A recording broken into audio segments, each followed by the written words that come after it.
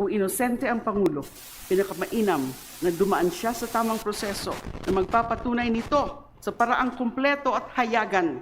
Sa halip, pinili ng Kamara na ibasura agad ito. Nang dumating ang mabibigat na paratang laban sa Pangulo, yumuko at pinalampas lang ito ng Kamara. Is this the legacy we want to define this House?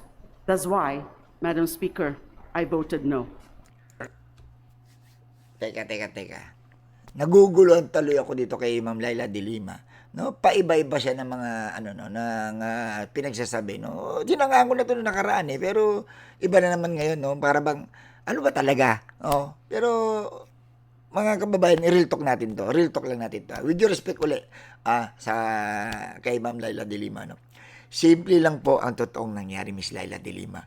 Hindi pinalampas ang impeachment. Sinuri muna kung may laman ng kaso at ang naging desisyon ng Kamara, kulang ang ebidensya kaya hindi umabot sa trial. Sa batas po, hindi automatic na may trial kapag may reklamo. May screening muna po kung sapat ba ang basehan.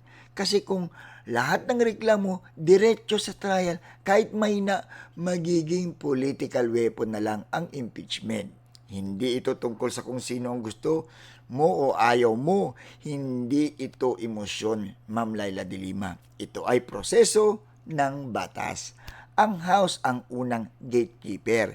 Kung bagsak sa ebidensya, doon pa lang tapos na.